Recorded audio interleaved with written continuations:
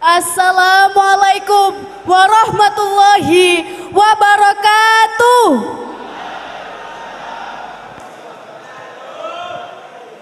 Selamat pagi, salam sejahtera bagi kita semua.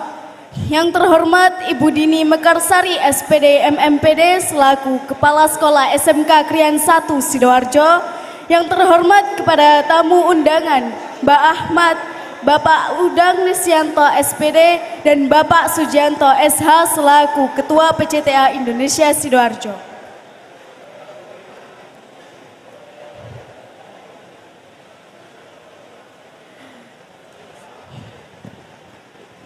Puji syukur mari kita panjatkan kepada Tuhan Yang Maha Esa, karena atas rahmat dan karunia-Nya kita dapat berkumpul dalam kegiatan menyalakan kembali semangat juang 10 November antara sejarah dan tantangan generasi kini dalam keadaan sehat walafiat dan semangat. Selamat pagi.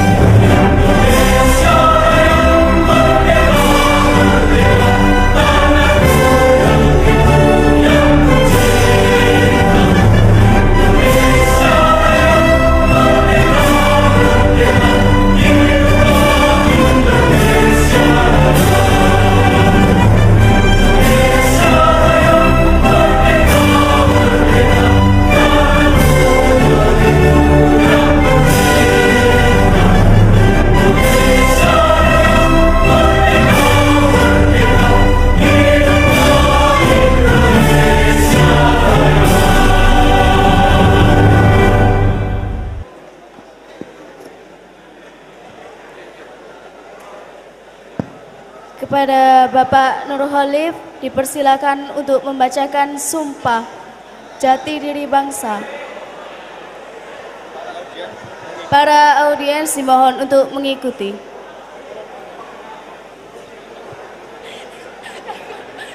Sumpah jati diri bangsa. Kami warga negara Indonesia bersumpah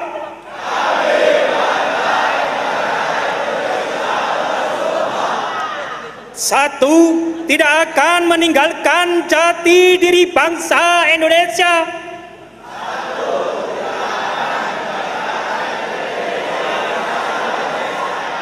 Dimanapun kami berada. Dua, tidak akan meninggalkan jati diri bangsa Indonesia.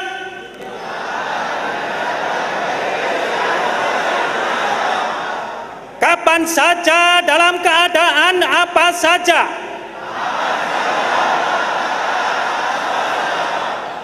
Tiga, tidak akan meninggalkan jati diri bangsa Indonesia.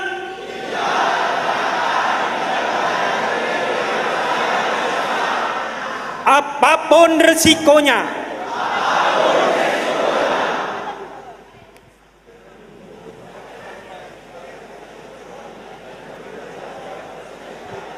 Terima kasih disampaikan. Selanjutnya kita memasuki sesi saksi sejarah. Perobekan bendera Belanda di Hotel Yamato. Sesi ini akan dibawakan oleh Mbak Ahmad selaku saksi sejarah dan dipandu oleh Bapak Sujianto SH. Kepada beliau, waktu dan tempat kami persilahkan.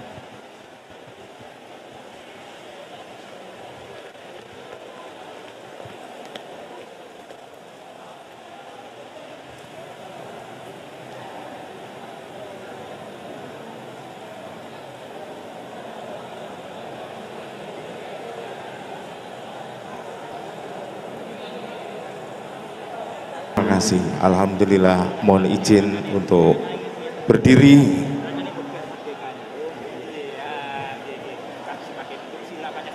malam-malam di warung kopi. Sudah cakep nih. Kopi susu 5 ribuan. Izinkan kami hadir di sini untuk mensyukuri Hari Pahlawan.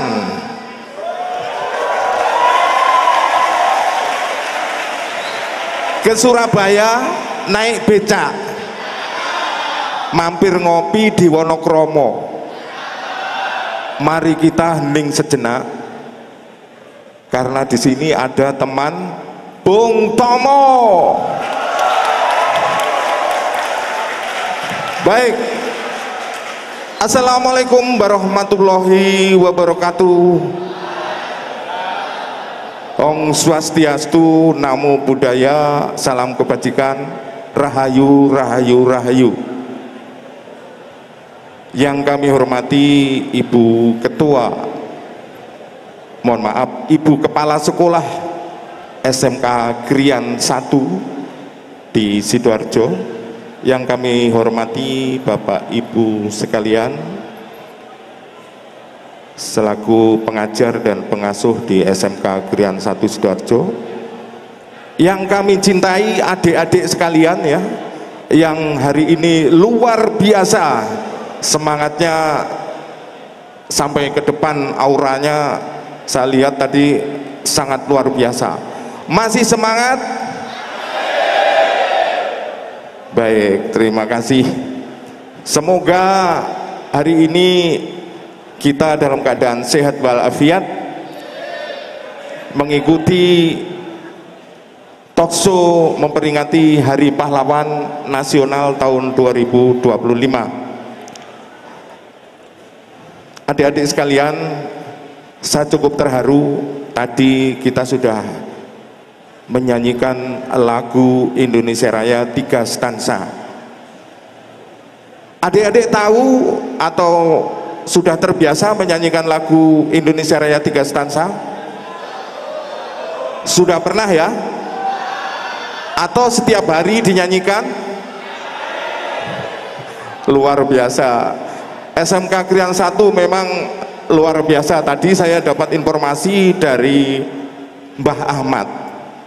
Dari Mbah Ahmad langsung nih, bahwa di Sidoarjo itu SMK-nya itu yang paling maju adalah di Krian.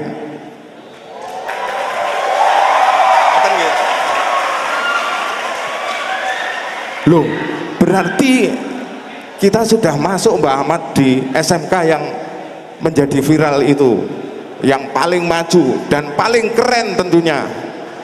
SMK Krian 1, semangat.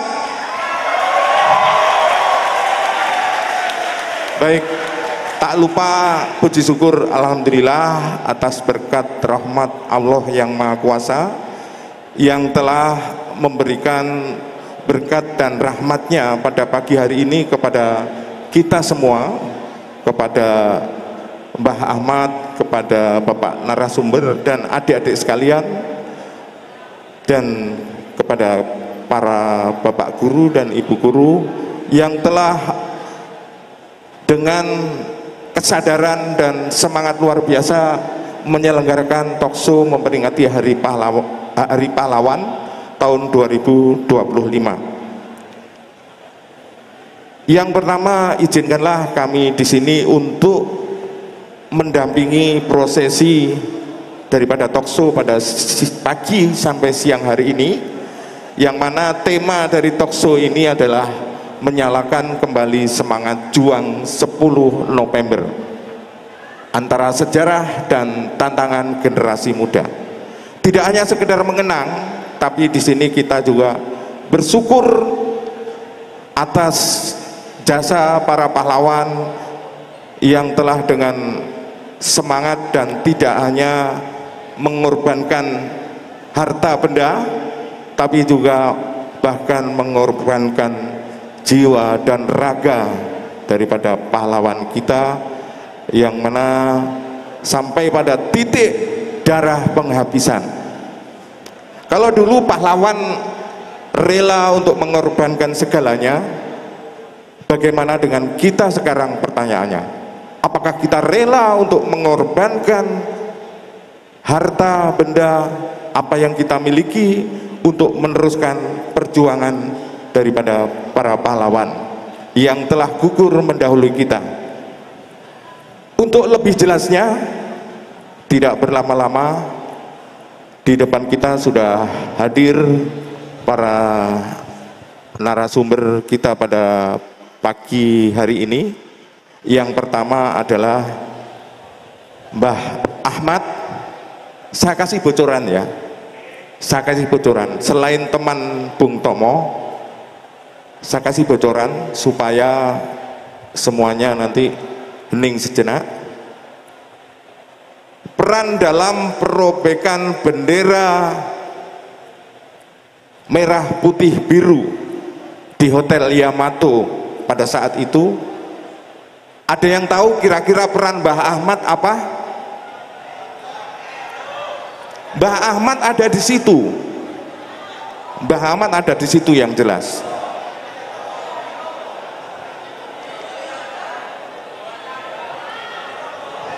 Pasti sudah dapat bocoran nih. Baik. Pada saat itu Mbah Ahmad ikut berjuang, berpikir bagaimana supaya warna biru itu bisa dirobek. Bersama teman-teman Mbah Ahmad melakukan perjuangan di depan tentunya penjagaan yang cukup ketat begitu. Akhirnya dirumuskan ide kita harus merobek bendera itu, tapi tempatnya di atas. Semuanya bingung. Akhirnya ada inisiatif untuk memakai tangga. Tangga itu di daerah hotel itu tidak ada. Di hotel itu tidak ada tangga. Kemudian Mbah Ahmad mencari tangga. Di mana tangganya? Bocoran lagi nih. Tangga itu diambil dari Pagupon Doro, merpati ya.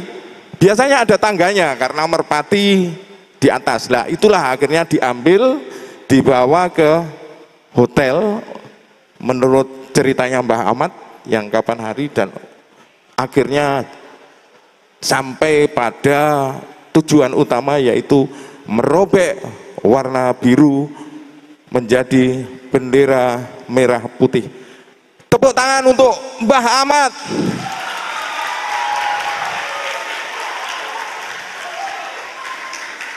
Baik, terima kasih. Tidak berlama-lama, marilah kita ikuti cerita selengkapnya. Maka dari itu, profil Mbah Ahmad sudah kita sampaikan tadi.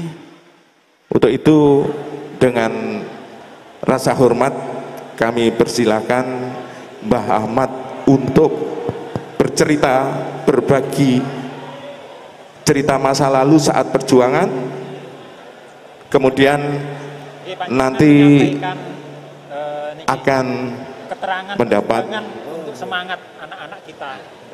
Iya, tentunya kita akan mendapat warisan semangat dari Mbah Ahmad.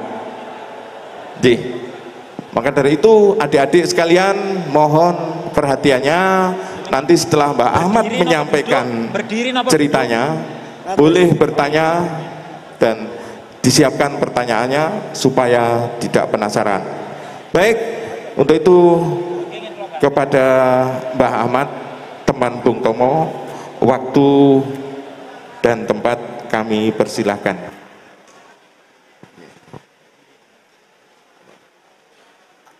Assalamualaikum.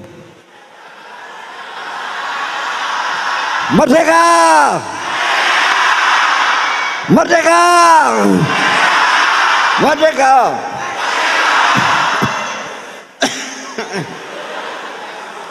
Maaf, karena usia saya sudah lanjut, sudah tua, ngomongnya gak sampai bener, ngomongnya akeh sing lali. Ya. Aku dilairno di Surabaya. tahun 22 saya dilahirkan di Surabaya di kampung Margoyoso. Tahun 30 abah saya meninggal di Surabaya. Akhirnya mamak saya sama saya minta kembali ke Krian, ke kampungnya Swaluh. Ya, dari sini 3 kilo. Jalan kaki dari Surabaya sampai sini 2 hari 2 malam. Jalan kaki sampai di sini. Saya dibawa ke tarik itu dari sini 7 kilo. Sampai di sana tahun 32 mamak saya dikawin sama orang Jawa, orang Krian, kampung Swaluh. Habis gitu tahun 35 saya mencari pekerjaan, jual air di kereta api, ditarik. Ya untungnya kita jual air di kereta api mendapatkan 2 sen, terkadang 1,5 sen untuk beli beras, untuk menghidupi mamak saya dan mbah saya dan kakak saya. Ya. Sampai begitu saya punya pikiran, saya cari pekerjaan yang lain tidak ada. Saya lari ke Surabaya. Kalau tahun 37 di Surabaya ikut orang di kampung Kedung Turi berdekatan dengan Hotel Yamato. Ya, sampai situ beberapa tahun, sampai tahun 45 bulan 9. Ya, tanggal 19 bulan 9, anak-anak muda, remaja-remaja itu berteriak sambil memukul tiang-tiang listrik, minta ayo keluar, ayo nyuwek genderone londo di hotel Jepang Yamato. Nah, anak-anak ini datang ke tempat saya, Cak Mat, ayo melok nyuwek genderone londo di hotel itu Yamato. Terus saya jawab, hotel genderone dukur, tak dole ondo. Saya punya pikiran baik, mencari tangga di kampung Kebangseren. Tangga itu ditempatkan tempatnya Doro Bekupon. Saya angkat, dibantu sama anak-anak, dibawa ke Hotel Majapahit di utaranya 10 meter dari hotel itu. Taruh, baru anak-anak ini naik ngomong sama saya, gak bisa munggah, gudukur ono undak-undake maneh, ono tiange gendero. Akhirnya turun, anak-anak itu turun, yang lain turun. Saya bilang boleh ondo ndungone bekupon niku.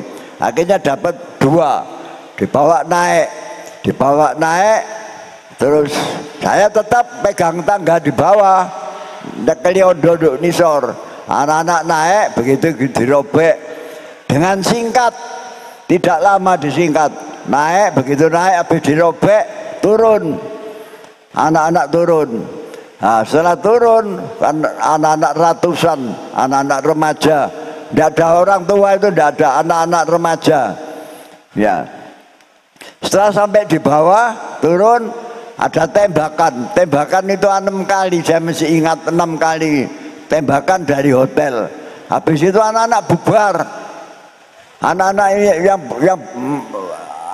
yang dari atas habis merobek itu bubar. Ada yang lari ke barat, lari ke selatan, lari.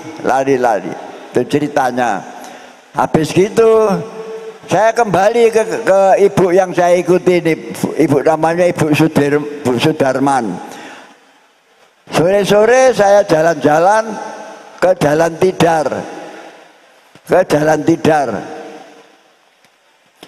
terus ketemu orang 8 orang di kampung Tembok. Dia tanya, kon kate nanti, aku kate mau nang Krian, tapi kate perangan iki londo kate teko. Aja nanti ndi. Nah, di situ ada salah satunya Bung Tomo, waktu itu belum terkenal. Ya, dia tanya, kon iku melok aku. Melok aku nanti nang gone Jalan Tidar. Oh ya, akhirnya 8 orang 9 saya jalan ke sana. Terus saya beritahu bahwa di sekolah Don Bosco Jalan Tidar, tidak tahu nomornya berapa, sekolah Kristen, sekolahnya orang Kristen, namanya sekolah Don Bosco. Nah, setelah begitu di situ saya tunjukkan, gue kene iki lho, senjatane Jepang dilumpuhno nduk kene. Ya. Loh, pernah kok roh. Ya. Akhirnya ya namanya Bung Tomo itu belum terkenal, ngajak anak-anak namanya Pak Mukari, terus Sungkono masih muda Sungkono. Habis itu saya punya pikiran baik, buka pintu yang di muka pagar, saya pukuli sama batu, sama namanya Mukari. Setelah itu masuk ke dalam, lihat ke dalam ada pintu lagi, sekolahan itu. Di dalam sekolahan ada diketemukan senjata ribuan senjata. Tapi situ Bung Tomo ini waktu itu namanya Cak hanya panggil Cak, tidak tahu namanya, tapi yang tahu namanya Tomo. Arek-arek kongon dalek becak. Nah, anak-anak keluar namanya Sungkono suruh lari keluar. Metu dalek becak, balik becak. Padahal becak waktu itu sukar, man. Tapi alhamdulillah ada becak datang pertama 5. Suruh ngangkati senjata, diangkati dibawa ke Embong Mawar. Ya, kemarin ada kunjungan dari sejarah saya ke sana. Habis sampai di situ, sampai di Embong Mawar, tarikan becak lagi. Akhirnya senjata-senjata itu diusungi ke Embong Mawar.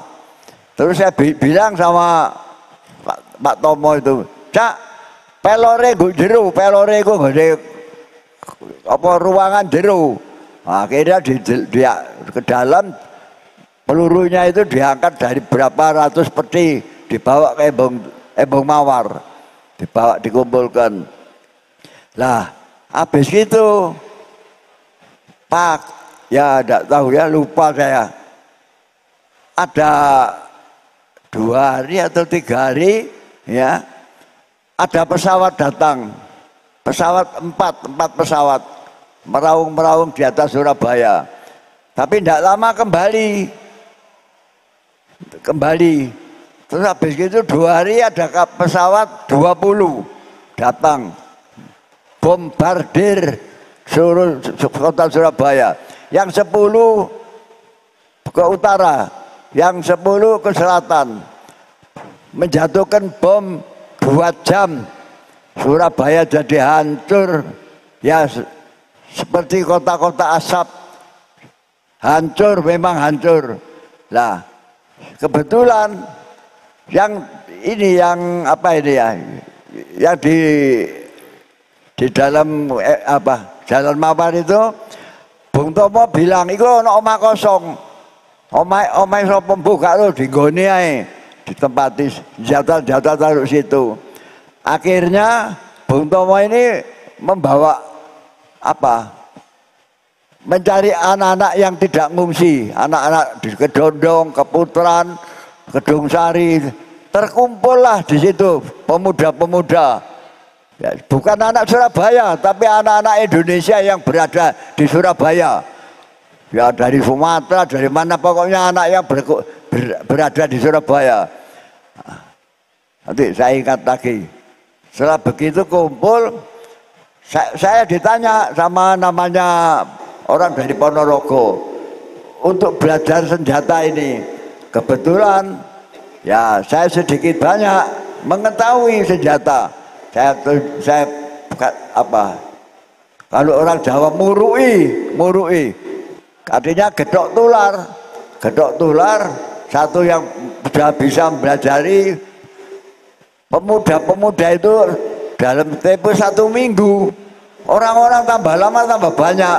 Jadi kalau ada anak-anak datang suruh ngambil senjata, belajar ngisi, belajar, tapi tidak boleh nembak, tapi hanya belajar ngisi. Nah, terus habis gitu kita ya waktu itu maaf, penduduknya ngungsi semua. Surabaya itu ngungsi. Jadi orang-orang tua, perempuan-perempuan itu tidak ada, ngungsi. Nah, pada waktu itu tinggal di Embong Mawar, ada ya waktu itu nggak tahu ya, belum ada pemimpin itu namanya ya, ketua, Bung Tomo yang ketua, Sukono itu ketua. Itu ada berita, onok londo teko etan. Ada Belanda dari timur turunnya di Kedung Cowek. Ya. Terus orang-orang ini yang dari Embong Mawar ini kan kumpul banyak bersama-sama menuju ke Kedung Cowek. Tapi tidak sampai di Kedung Cowek, di Kapas Kerampung, Belanda dari timur datang. Nah, pertempuran di situ. Ya alhamdulillah kita baru belajar senjata hanya dihitung harian atau mingguan, tapi bisa melawan. Akhirnya ya rakyat berjuang ya banyak yang meninggal, Belanda juga banyak meninggal. Akhirnya Belanda mundur ke kampung Karangpat itu mundur.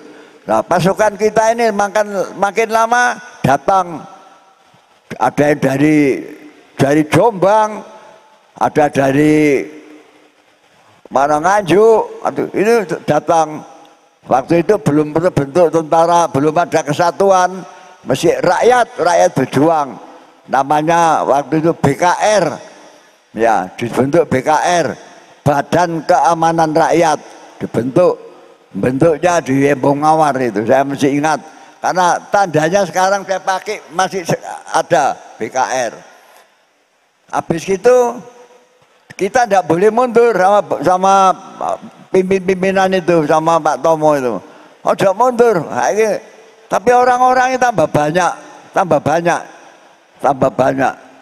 Akhirnya 2 hari kemudian ada pesawat datang, ya banyak sekali. Akhirnya di Kapas Kerampung itu dibombardir, tapi ya alhamdulillah dengan doanya orang-orang tua, masuk Pak Kiai-Kiai atau apa namanya, doanya ini bukan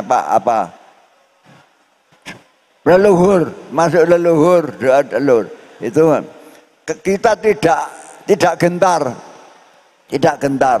Akhirnya 2 hari kemudian Bung Tomo bilang, ayo mundur titik, golek papan, mudun ke lapangan Tambak Sari, mundur di situ, ngatur posisi. Nah, Belanda datang dari ini Pak, bukan dari timur, tapi Belanda turun dari Perak, Inggris datang sama Belanda datang. Nah, kita terkepung di lapangan Tambak Sari, terkepung. Tapi alhamdulillah Bung Tomo selalu mengatakan, wes sampai hancur kapanpun ayo wes, ojo mundur. Ya. Kalau Bung Tomo sudah mengatakan begitu, dengan ada doa Allahu Akbar 3 kali, Allahu Akbar, jiwa kita rasanya semangatnya luar biasa. Ya. Habis itu dari Kapas Kampung diserang 2 jurusan, dari jurusan utara sama jurusan yang turun dari Perak kita terkepung. Tapi karena dengan banyaknya orang gitu, akhirnya kita mundur ke daerah Ngaglik. Ngaglik itu tidak tahu sekarang masih ada apa enggak. Masih ada, ya, turun di Ngaglik. Karena orang-orang pada anak muda-muda, ya padahal yang tidak makan, Pak, tidak makan, pakaiannya seadanya, ya kaosan, ya sarungan. Tapi ya kenapa lah kok bisa melawan apa tentara-tentara yang senjatanya lengkap, padahal kita senjata itu hanya penyerahan dari Jepang, ya senjata yang dari Jalan Tidar tadi. Kenapa kok kita bisa melawan, ya. Tuh. Habis itu mundur ke Ngaglik, mundur lagi ke daerah Gemblongan. Terus yang ada lagi pasukan anak-anak yang dari Malang, dari Jombang, dari Ngawi, dari Madiun, itu datang ke Surabaya beramai-ramai, ya apa ya? Bukan ke Surabaya mencari, tapi mendengarkan Surabaya perang. Orang-orang itu datang, tambah banyak. Akhirnya menjelang akan ini Pak, akan Lebaran. Ya, akan Lebaran, tidak tahu tahun berapa. Lupa saya, ya. Lupa saya. Ada pesawat lagi datang Pak dari timur. Pesawat tiap hari Surabaya ini dibombardir, ya.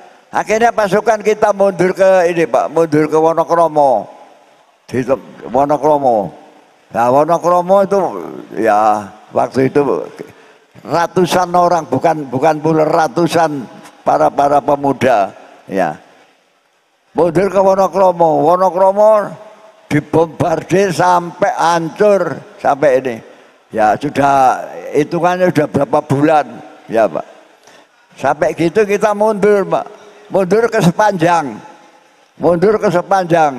Pasukan dari segala jurusan itu semua mundur sampai Sepanjang. Ada berapa bulan pasukan Belanda sama Inggris menyerang besar-besaran. Akhirnya kita mundur ke Krian. Nah, di Krian ini orang-orang punya pikiran ini Pak, pikiran yang baik. Ayo Krian dilep aja. Saya masih ingat tahun 46 itu. Krian ayo dilep aja. Akhirnya orang-orang ini rame-rame ke daerah Cangkir itu enggak tahu sekarang di mana Cangkir, sama Drebeng. Itu tangkisnya dijebol. Rame-rame sama penduduk yang tidak muslim, jebol tangkis Drebeng di dekatnya jembatan. Nah, mulai Krian ini masuk, kalau orang Jawa mengatakan dilep setengah tahun menjadi lautan 2 meter airnya tingginya sampai setengah tahun, ya waktu itu ya apa ya, kita mempertahankan Pak di kampung Bareng itu mana? Bareng ada pondok. Nah, pondok itu dulu saya masih ingat sampai sekarang. Orang-orang santrinya disuruh gabung sama pejuang-pejuangnya dari Surabaya. Ya, santrinya Pak banyak. Kan ya saya tidak tahu satu persatu ya. Santrinya mundur di situ. Habis itu pasukan dari pejuang-pejuang ini cari apa ya? Cari gedebok. Dibuat seperti perahu. Jadi untuk mencari makanan Pak ya, cari pisang mentah atau padahal dilep waktu ini. Tapi cari kita itu daerah Beciro, Seduri itu, karena sana tidak airnya tidak itu. Yang paling tenggelam di Krian, kota Krian, ya 2 meter tahun 46, ya setengah tahun Pak. Ya. Akhirnya Belanda tidak sampai Pak, tidak sampai ke barat karena di Krian ini sudah menjadi lautan, ya memang laut ya. Belanda mempertahankan di ini Pak, di Trosobo, pusat di Trosobo itu di ya tidak tahu sekarang mesti apa ya, mesti ada apa. Pasukan Inggris dan pasukan Belanda diperkuat di Trosobo, ya, di Trosobo. Lama-lama mungkin ya banyak pesawat apa ini kendaraan-kendaraan amfibi apa itu datang Pak dari Surabaya banyak, ya nyabrang turunnya di Bakalan itu tidak tahu Bakalan, ya Bakalan. Jadi habis itu pejuang-pejuang ini mundur Pak, mundur ke Seduri,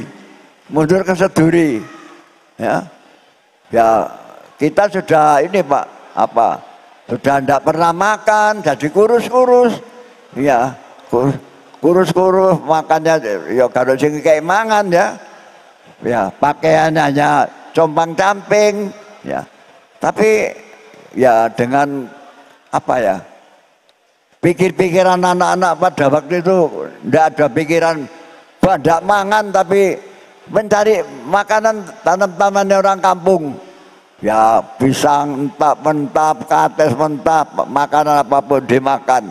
Tapi sampai bertahun-tahun sampai tahun 40 sampai 47 Pak. Sampai 47 kita mundur ke Mojokerto. Nah, di Mojokerto pasukan kita ini diperkuat Pak. Ada yang dari Jawa Barat, dari mana ya. Sampai tahun 47 diserang umum.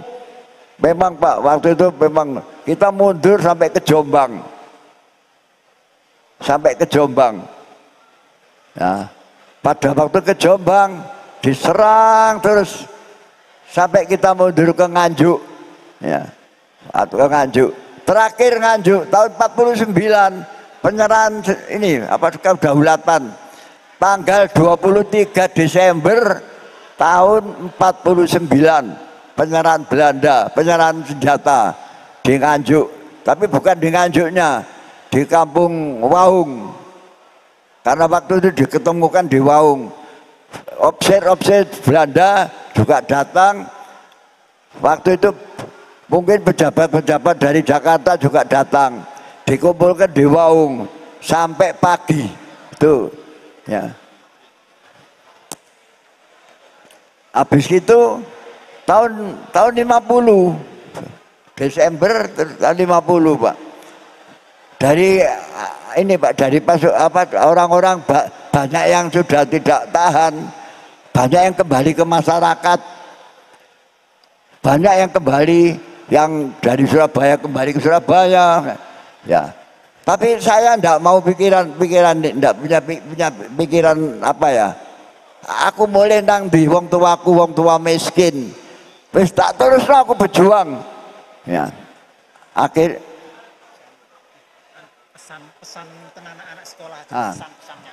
Saya cukup ini dulu, tapi ini saya pesan kepada anak-anak SMK Krian. Saya kunjungan 28 kali kunjungan ke SMK, ya. Baru kali ini saya menemukan SMK yang luar biasa,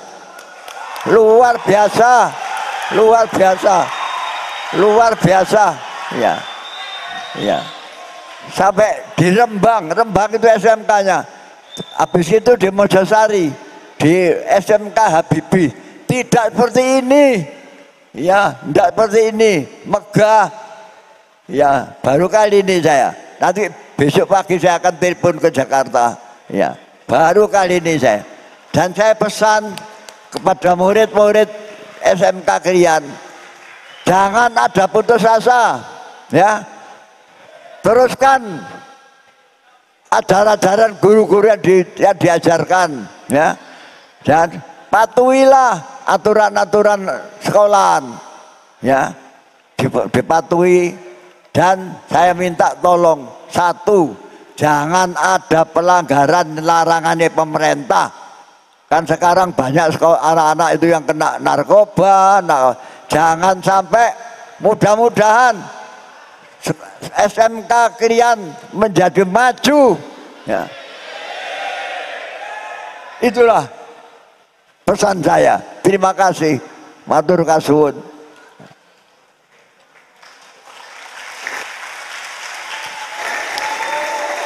Aplaus yang meriah untuk Mbah Ahmad. Terima kasih Mbah Ahmad atas cerita yang menurut saya cukup membuat kita terharu. Ada satu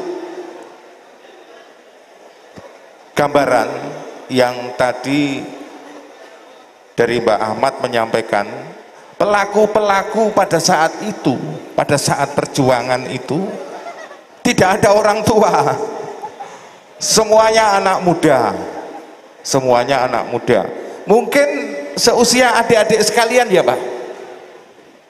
Jadi seusia adik-adik semua. Coba kita bayangkan dulu. Pada saat itu yang dihadapi adalah perang ya, perang. Yang dihadapi adik-adik sekarang apa kira-kira? Apa yang dihadapi? HP, gadget, dan lain sebagainya.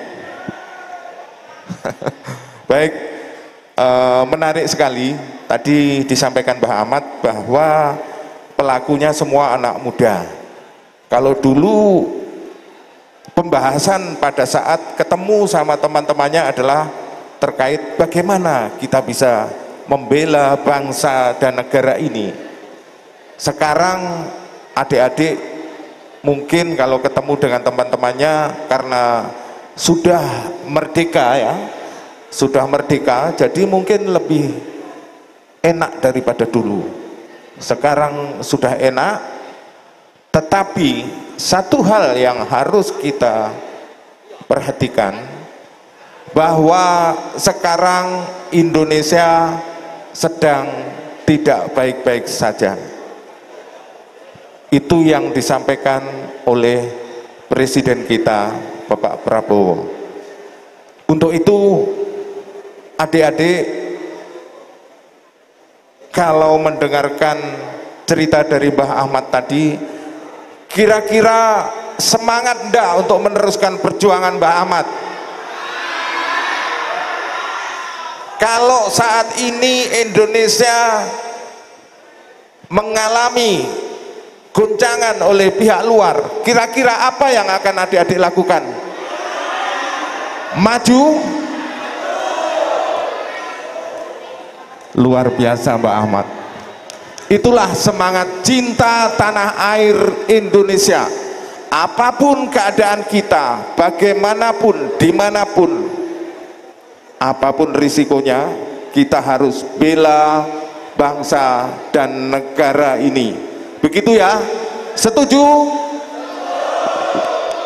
Baik, alhamdulillah. Ini janji loh ya, janji. Jadi pada siang hari ini kita sangat senang sekali atas cerita dari Mbah Ahmad. Maka dari itu pesannya Mbah Ahmad tadi, terus berjuang, jangan putus asa, kemudian taati peraturan yang ada di sekolah khususnya, dan peraturan yang ada di luar sekolah tentunya. Dan pesan dari kita, adik-adik jangan sampai melupakan sejarah, jangan sampai melupakan sejarah atau jas merah, karena sejarah itu adalah proses ke arah kemerdekaan bangsa dan berdirinya negara kesatuan Republik Indonesia. Baik, untuk itu 30 menit ke depan kita akan buka session tanya jawab. kepada narasumber kita yang pertama, yaitu tokoh perjuangan nasional, yaitu Mbah Ahmad. Untuk itu kepada adik-adik silahkan nanti mengajukan pertanyaan kepada narasumber pertama dengan menyebutkan nama dan alamatnya di mana, karena kalau sekolahnya sudah jelas di SMK Krian 1. Karena tadi ada cerita Mbah Ahmad terkait wilayah Krian dan sekitarnya, ada disebut Mbah Ahmad Balung Bendo, Bareng Kerajaan, Trosobo, kemudian Swalo, begitu. Itu adalah lahan perjuangan, medan perjuangan. Maka dari itu nanti adik-adik yang bertanya silahkan memperkenalkan diri dan menyebutkan alamat tempat tinggal adik-adik. Baik, kita buka 3 penanya season tanya jawab pertama. Untuk 3 penanya, teknisnya mungkin panitia menyediakan mic atau maju ke depan. Untuk season tanya jawab pertama, silahkan angkat tangan.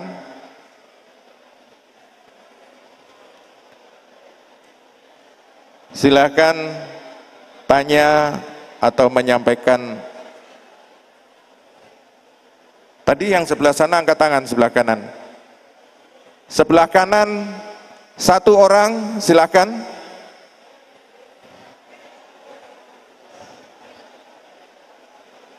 Sebelah tengah atau sebelah kiri? Coba diangkat tangannya semua.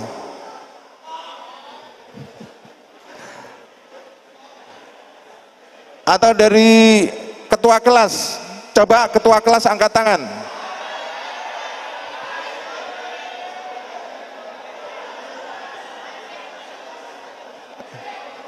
Panitia nanti ada door prize ya untuk yang bertanya. Dari ketua kelas, ini kesempatan loh kita ketemu dengan teman Bung Tomo. Katanya tadi semangat untuk cinta tanah air. Baik, saya panggil ketua kelas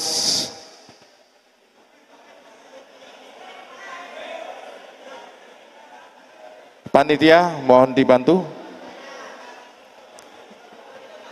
Ya, belakang. Maju aja. Silahkan maju, nggak apa-apa. Panitia belakang ada 1 yang angkat tangan.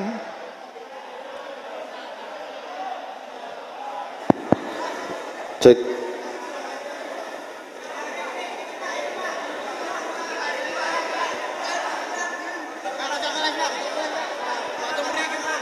Belakang ada 1, tengah ada 1.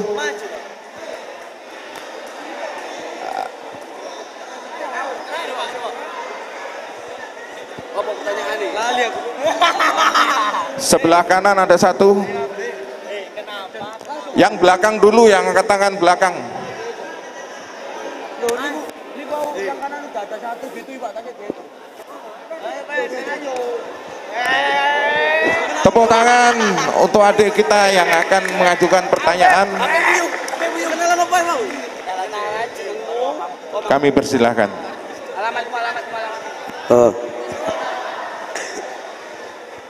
Assalamualaikum warahmatullahi wabarakatuh. Waalaikumsalam. Nama saya Muhammad Ferdiansyah dari kelas 11 TITL 4. Rumah saya ada di Perumahan Pesona 1, HP 8 RT 64 RW 11, Dusun Sidoarjo. Pertanyaan saya, pada saat itu mengapa kebanyakan yang berkontribusi hanya pemuda-pemuda, tidak ada orang tua-tua? Apakah memang dipasrahkan kepada pemuda-pemuda atau ada alasan yang lain?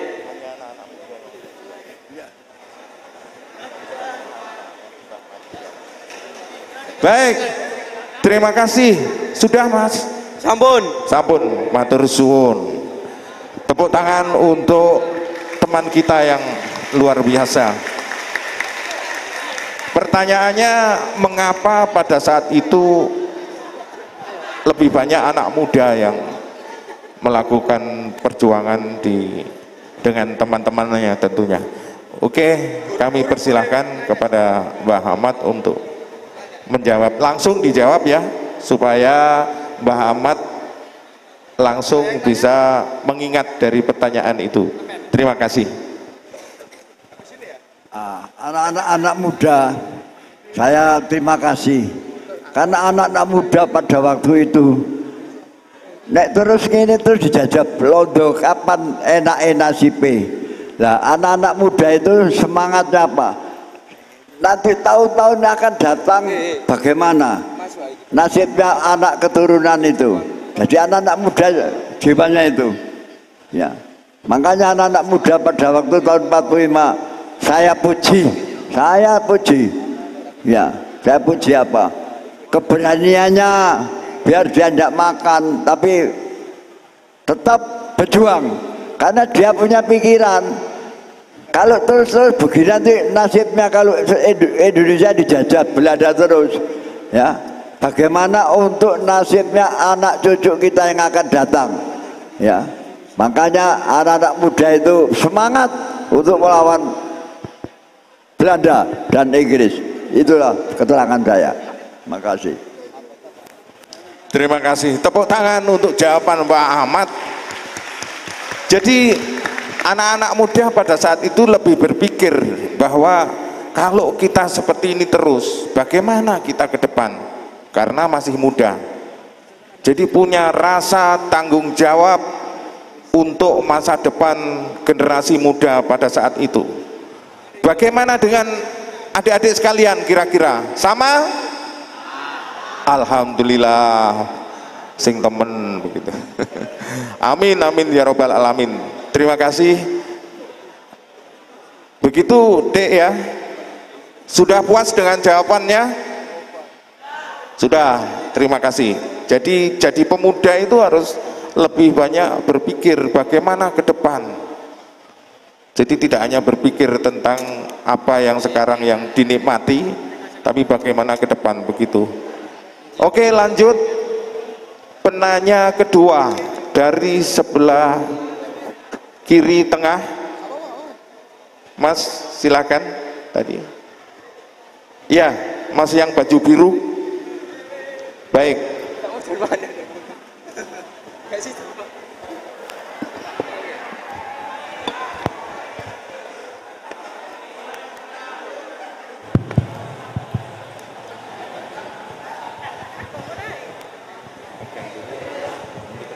Perkenalkan, nama saya Cehanes Adi Utama dari 11 RPL 5, alamat Jagalan Timur RT 13 RW 03 Jagalan Krian Sidoarjo. Berapa hari mulai pertanyaan saya, berapa hari perang dan awal mulainya? Siap, terima kasih. Lama. Pak ini perangi berapa lama? Berapa lamanya? Berapa hari? Berapa hari? Tiap hari tidak pernah. Jadi kalau untuk peperangan itu tidak ada apa ya? Tidak ada hiburan nanti. Tiap hari perang. Ya. Padahal ya maaf ya nak ya, wih gak mangan, ya, gak punya pakaian, ya. Tapi tiap hari. Perainya kalau hari Minggu. Karena Belanda kalau hari Minggu itu mungkin kan banyak orang Kristen Belanda itu. Jadi kalau Minggu itu perai, tapi selainnya Minggu wis ya tidak ada senggangnya siang malam, tidak ada artinya perai itu tiap hari. Ya kan saya ngalami sendiri tiap hari. Prenya itu kalau minggu itu sampai orang-orang bilang minggu londone prei, londone nang gereja. Itu betul ini. Jadi kalau minggu, tapi kalau hari Senin sampai Sabtu ojo takon. Ya, Belanda memang ya sebetulnya Belanda itu tidak kejam. Yang kejam itu pengikutnya. Pengikutnya itu Kenil sama Cakra. Cakra itu orang Ambon, orang Manado. Kenil juga orang Manado, orang Ambon. Itu. Tapi Belandanya sebetulnya enggak ini. Karena kejadian pada waktu di ini Pak, kepegang di Geluran. Belanda itu mengatakan kita sama-sama prajurit, ya kita hanya tunggu Belanda. Ada kawan saya yang bisa bahasa Belanda, ditanyai kenapa, ya kita juga sebagai prajurit Babawan, tapi kalau dari rekan-rekan Belanda tidak ada yang mau bunuh orang Indonesia. Enggak Pak. Yang jahat hanya Cakra sama Kenil. Itu ini ceritanya begitu. Berakhirnya kapan Pak? Sampai kapan? Perang terakhir itu 49 Pak. 49 Desember. Terakhir perang Desember tanggal 23. Ya. Karena pada waktu gencatan senjata di Waung daerah Nganjuk. Ya. Karena waktu itu saya juga ikut serta penyerahan kedaulatan di situ. Belanda dari mana jurusan dari Surabaya kumpulnya di Waung. Jadi Waung pada waktu 1 hari 1 malam menjadi pasar besar. Ya, akhirnya yaitu tanggal 23 Desember tahun 49.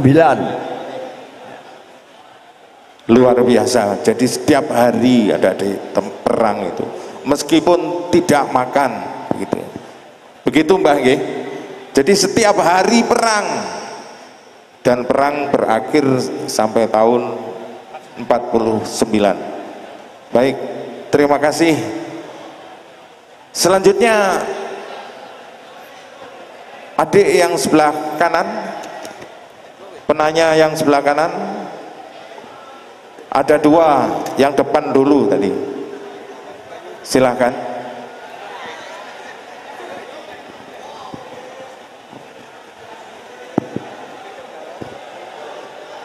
Assalamualaikum warahmatullahi wabarakatuh. Waalaikumsalam. Perkenalkan, nama saya Prayoga Kristiawan dari kelas 11 TPM 7. Alamat saya dari Pasinan RT 10 RW 3 Kecamatan Wirginanom, Kabupaten Gresik. Untuk pertanyaan saya, bagaimana reaksi Anda saat melihat bendera merah putih berkibar di Hotel Yamato? Siap, sudah. Terima kasih. Mohon maaf, bisa diulangi pertanyaannya karena sound di depan kurang jelas begitu.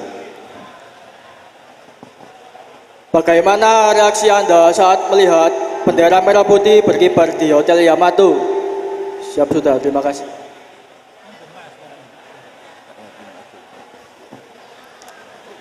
Mohon maaf, soundnya menggema agak jauh dikit mungkin.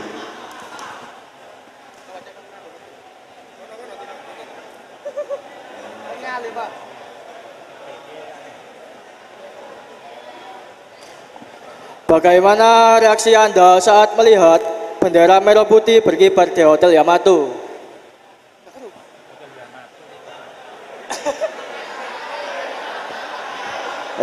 Mungkin saya bantu Pak Sundaji. Pak Raka. Jadi pertanyaannya intinya itu bagaimana reaksi dari Pak Ahmad ketika sudah berhasil merobek bendera biru di kejadian Hotel Yamato. Perobekan Presiden.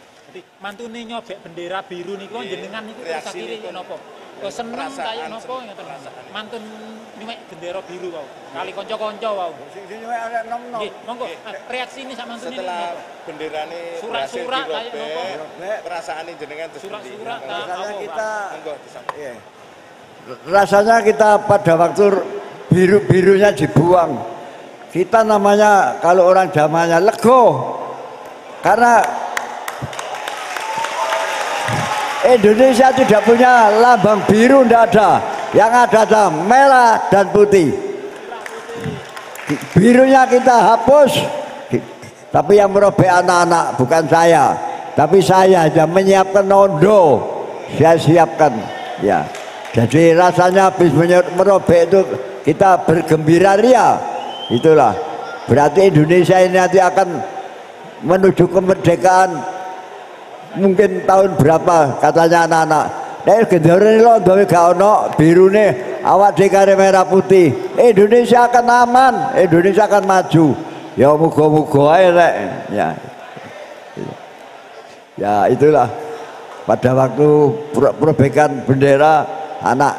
Tapi yang merobek itu anak-anak muda, orang tua itu hanya 1-2, tidak ada orang tua, tidak ada. Yang merobek itu anak-anak, anak belasan tahun. Karena pada waktu itu saya anggap tua, karena umur saya 23 tahun. Iya, iya. Terima kasih. Terima kasih, luar biasa. Senang sekali dan gembira ya dengan harapan lego, basa Jawa ini lego. Jadi dengan harapan berarti ke depan Indonesia akan mencapai pada kesejahteraan rakyatnya, begitu. Baik, terima kasih.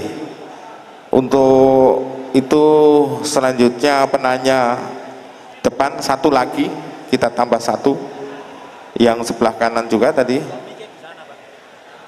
sebelah kiri ya. Baik, kami persilahkan. Perkenalkan, nama saya Almira Nabil Oktaviona, saya kelas 10 Logistik 1, alamat Perum Degraha Residen. Di sini saya ingin bertanya, untuk usia Bapak sendiri, Ahmad, yaitu 130 tahun. Maaf, 103 tahun. Dan kalau boleh tahu bagaimana cara menjaga pola makan, menjaga kesehatan, dan juga itu bagaimana di saat keadaan perang. Resep panjang umur, pola makan nih, nopo? Resep panjang umur. Kalau anak-anak ingin umur panjang, ada resep yang istimewa. Ya. Pesan dari Kiai Hasyim Asy'ari tahun 47, saya sama Bung Tomo dibawa ke Gunung Wilis. Pesannya hanya 3. Seringo silaturahmi. Ya, 1. Yang kedua santun. Ya. Gusti Allah gak gelem ana wong sombong, santun. Yang ketiga sedekah. Karena Kiai Hasyim Asy'ari tiap hari mengatakan, nek kon kepingin tunggu bumi, lakonono 3 iki. Ya. Silaturahmi sing akeh, sedekah, santun. Ya. Ya ini saya ajari sampai canggah saya. Saya itu sudah punya canggah. Anak ibu yut tak ajari silaturahmi, ya, santun dan sedekah. Saya gunakan sampai hari ini, ya. Tuh pesan saya kepada siapa yang mendengarkan, lakukanlah itu biar dawa mulai kayak Mbah Ahmad. Terima kasih. Terima kasih Mbah Ahmad, luar biasa. Ternyata resepnya S3 ya, diingat-ingat ya. Silaturahmi, santun, sodako. Jadi itu ya dilaksanakan. Sepakat? Kira-kira sekarang sudah melaksanakan S3 belum? Silaturahmi beranjang sana. Kita perbanyak mulai sekarang. Santun, mulai sekarang yang kemarin tidak santun, sekarang marilah bersama-sama kita santun. Santun itu gampang, bukan sulit. Santun itu gampang, artinya ibadah yang gampang itu santun. Santun itu tidak melawan, mohon maaf, tidak misuan. Itu santun. Sekarang sedikit-sedikit meso, sedikit-sedikit meso. Minimal dikurangi sekarang ya. Kemudian sodako tidak harus banyak. Untuk anak-anak muda saat ini belajarlah bersodako. Ada yang sedang ngamen, ada yang sedang anak jalanan di jalan-jalan, monggo belajar untuk bersedekah. Siap untuk Indonesia Raya? Alhamdulillahirabbil alamin. S3 diingat-ingat, silaturahmi, santun dan sedekah. Mungkin masih ada lagi? Oh, masih ada. Alhamdulillahirabbil alamin. Kami persilahkan tengah pakai seragam biru, tengah depan tadi ya. Iya, mbaknya, adiknya.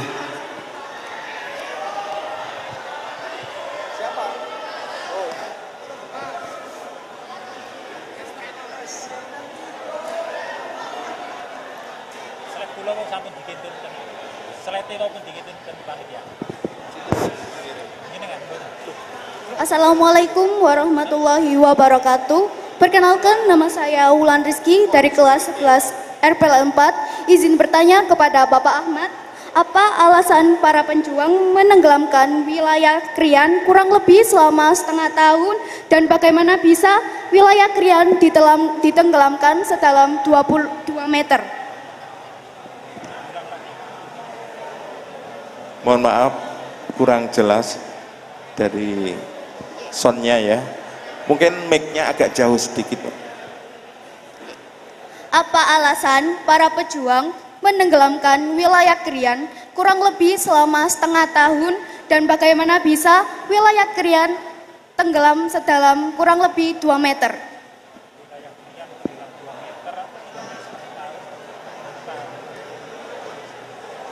Menurut kami yang kami dengar, apa alasan para pejuang ya menenggelamkan wilayah Krian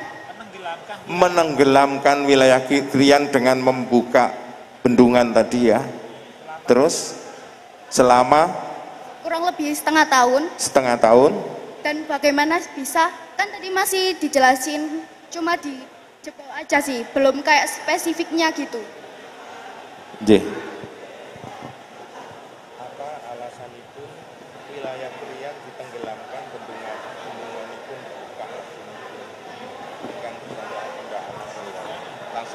Alasannya Belanda cek gak ngulon biar tidak ke barat, maksudnya. Jadi jangan sampai Belanda ini ke barat, Krian ditenggelamkan ya. Karena saya pada waktu itu juga melakukan mengewangi jebol tangkis ya. Ya, yang maksudnya para pejuang itu Londo cek gak ngulon biar tidak ke barat, makanya Krian dijadikan lautan. Itu saya tidak akan lupa sampai sekarang ya. Bahkan keluarga saya di Swalo menjadi ikut korban kebanjiran ya. Yuk, terima kasih. Terima kasih. Jadi alasannya sebetulnya juga masih tetap dalam upaya perjuangan supaya Belanda tidak masuk ke wilayah barat, yaitu daerah Krian. Krian waktu itu dibela oleh Mbak Ahmad. Tepuk tangan, Krian. Luar biasa, ternyata tokoh yang kita hadirkan pada siang hari ini tidak salah, istimewa, karena juga medan perjuangannya salah satunya adalah tempat kita tinggal, tempat kita bersekolah. Luar biasa. Terima kasih atas pertanyaannya. Tambahan sedikit, Pak. Ada tambahan sedikit ya. Saya masih ingat pada waktu peristiwa Krian tahun 25 sampai 26. Orang-orang Krian dulu kalau maghrib tidak ada orang keliweran ke jalan. Karena di Krian dulu ada yang berita, hati-hati di Krian ono wong mangan wong. Namanya Pak Kasbi, itu saya tidak lupa ya. Jadi kalau sore itu sudah tidak ada orang keluar, takut kalau dimakan Pak Kasbi. Padahal Pak Kasbi itu seorang dukun yang bisa menyembuhkan orang-orang yang sakit. Nah, karena ongkosnya itu untuk makannya Pak Kasbi, itu cerita kuno, tapi saya masih ingat. Namanya Pak Kasbi. Hati-hati tentang Krian. ono wong mangan wong jenenge Pak Kasbi. Padahal tidak itu tujuannya. Pak Kasbi itu seorang dukun yang sering ngobati orang. Tidak tahu di Kirian di mana Pak waktu. Ya, saya masih ingat itu. Saya sampai sekarang gak lali. Ya, bahkan sudah hampir 90 tahun. Ya, tidak lupa saya. Itu, terima kasih. Baik, terima kasih Mbak Ahmad sudah menyampaikan kenapa Gerian waktu itu ditenggelamkan, dan kita bersama mendengarkan langsung tentunya dari cerita Mbak Ahmad tadi. Baik adik-adik yang berbahagia, tadi di belakang satu lagi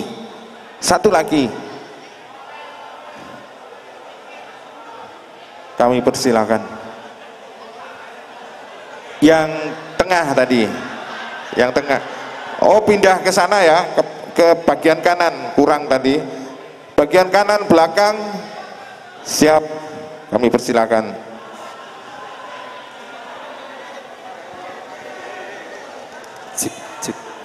Assalamualaikum warahmatullahi wabarakatuh. Waalaikumsalam. Perkenalkan, nama saya Rahmat Arif Ramadhani. Saya dari kelas 11 mesin 9. Alamat saya di Kecamatan Gerian, Kabupaten Sidoarjo, Desa Barengkerajan, Dusun Bareng, RT 09 RW 3. Di sini saya akan mengajukan pertanyaan kepada Bapak Ahmad. Apa motivasi pemuda ikut peristiwa perobekan bendera di Hotel Yamato? Saya ulangi lagi, apa motivasi para pemuda ikut dalam peristiwa perobekan bendera di Hotel Yamato? Baik, terima kasih pertanyaannya, jelas sekali. Saya ulang ya, apa motivasi para pemuda saat itu ikut peristiwa heroik perobekan bendera di Hotel Yamato? Siap.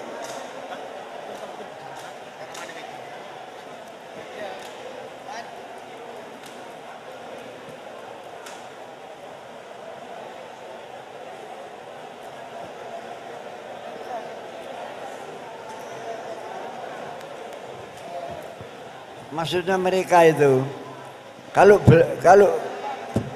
bendera itu tetap di situ, ya tidak dirobek. Indonesia ini kan seperti apa ya? Tidak ada harganya. Kenapa di negara-negara kita itu kok mesti ada lambang-lambang negara lain? Berarti kita itu rasanya dihina pada negara lain. Makanya anak-anak muda merobek bendera itu agar tidak terhina, ya itu maksudnya anak-anak muda.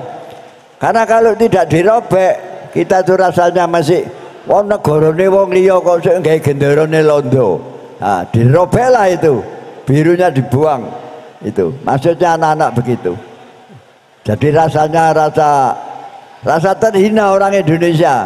Karena wong Indonesia kok ono gendera londo sing mesti dikibarkan, dirobek, awak dikata hina. Itu saya dengar 1-2 anak-anak yang berkata itu, Pak. Baik, terima kasih. Jadi alasannya tidak hanya merasa dihina, para pemuda tidak merasa dihina sebagai pribadi, tapi karena dengan berkibarnya bendera Belanda itu berarti negara kesatuan Republik Indonesia ikut dihina, dan itu yang paling utama untuk pelajaran kita, bahwa kalau negara kita dihina oleh siapapun, kira-kira kita akan tergerak seperti para pemuda waktu itu atau tidak? Kira-kira apakah adik-adik akan siap untuk membela ketika negara kita dihina oleh siapapun? Siap, terima kasih. Baik, Karena waktu yang membatasi kita, maka dari itu mohon maaf untuk session pertanyaan tanya jawab kita akhiri sampai di sini. Untuk narasumber yang pertama yaitu beliau Mbah Ahmad, pejuang sejati peristiwa heroik di Hotel Yamato tahun 1945. Terima kasih adik-adik sekalian atas pertanyaannya. Sebelum kami simpulkan, kita masih ada satu narasumber lagi pada siang hari ini yang berbeda dengan narasumber yang pertama. Narasumber kita yang kedua ini adalah seorang pejuang jati diri bangsa.